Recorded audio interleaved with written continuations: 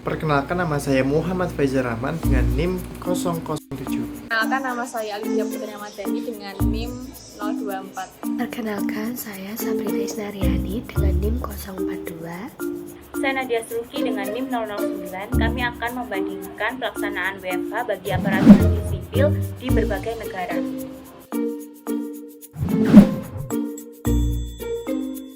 Dalam artikel yang berjudul Kebijakan Work from Home bagi aparatur sipil negara di masa pandemi COVID-19 yang ditulis oleh Eki Darmawan dan Muhammad Eko Atmojo, meneliti pelaksanaan work from home atau lebih dikenal dengan WFH pada pegawai ASN di sebuah organisasi publik selama masa pandemi.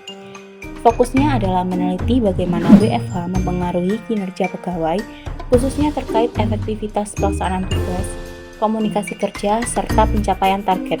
Permasalahan yang ingin dijawab dalam artikel ini adalah apakah WFH dapat menjadi sistem kerja yang efektif bagi ASN atau justru menurunkan produktivitas karena menghambat koordinasi, teknologi, dan beban kerja tidak merata.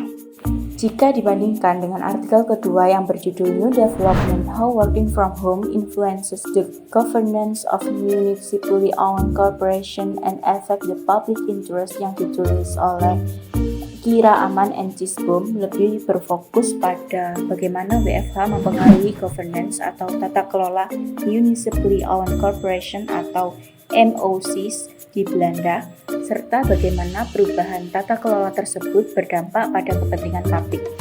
Permasalahan yang ingin dijawab adalah apakah WFH mengubah cara pemerintah daerah mengawasi perusahaan milik pemerintah dan apakah perubahan tersebut membawa konsekuensi positif atau negatif terhadap transparansi, akuntabilitas, kreativitas pegawai, serta efektivitas koordinasi pemerintahan. Pada artikel ketiga yang berjudul We Are All in the Same Storm, but Not All of Us Are in the Same Boat, Qualitative Exploration of UK Response Focus Civil Servant Experience of Working from Home During COVID-19 yang ditulis oleh Charlotte E. Hall, Samantha K. Brooks, Neil Greenberg, and Dale Whiston.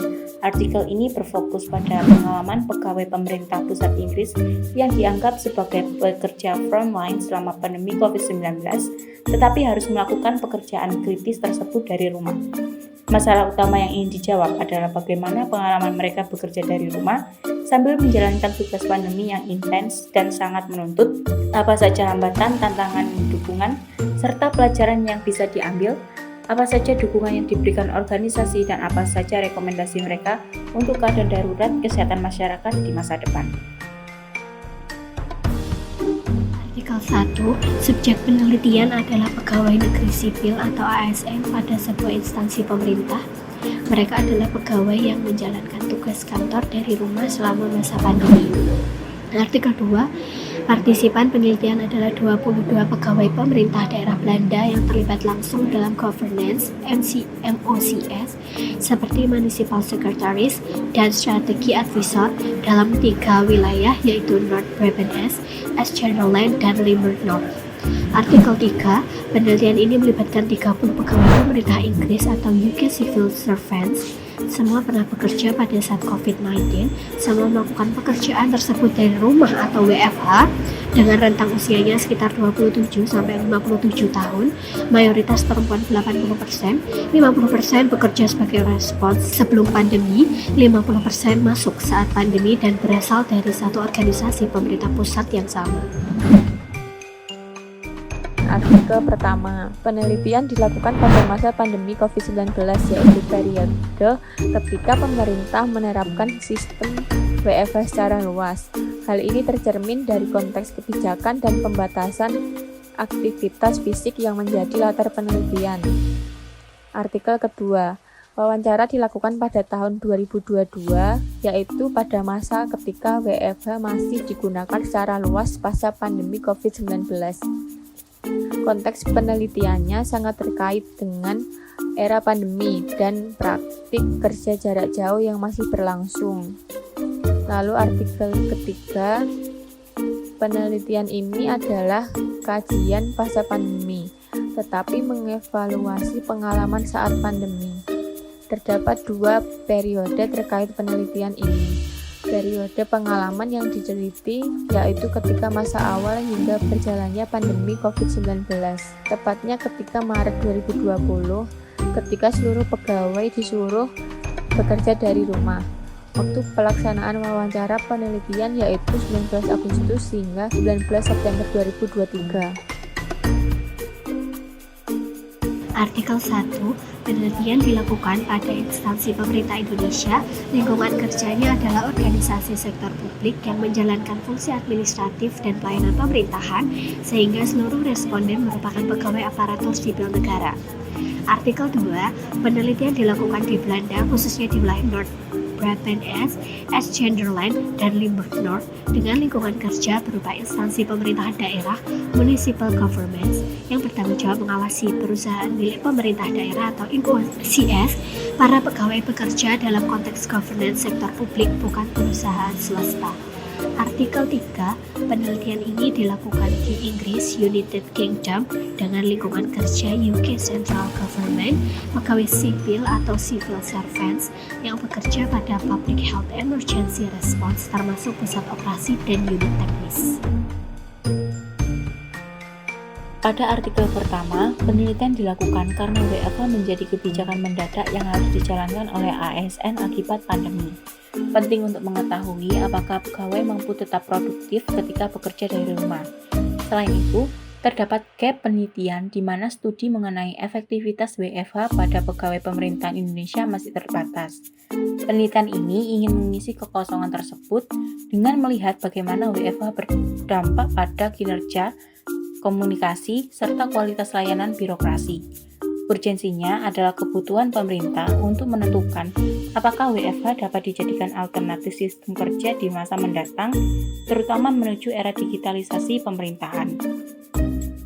Berbeda halnya dengan artikel kedua, penelitian ini penting karena WFH mengubah secara drastis cara pemerintah menjalankan governance terhadap MOC.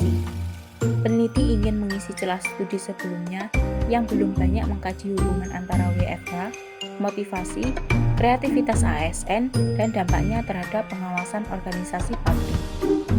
Sedangkan pada artikel ketiga, penelitian ini penting karena pengalaman pegawai pemerintahan Inggris yang bekerja dari rumah sambil menjalankan tugas ketika COVID-19 belum pernah diteliti.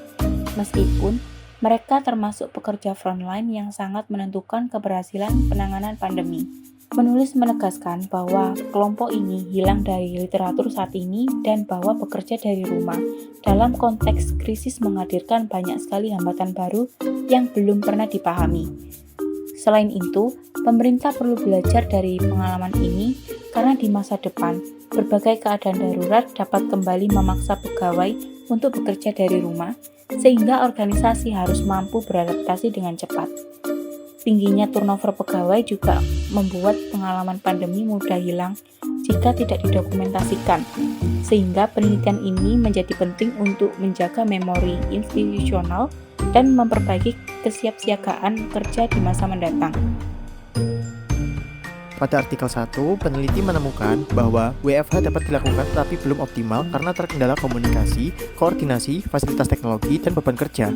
Peneliti merekomendasikan peningkatan fasilitas digital, penyusunan SOP WFH, penguatan monitoring, pelatihan teknologi, serta penerapan model kerja hybrid.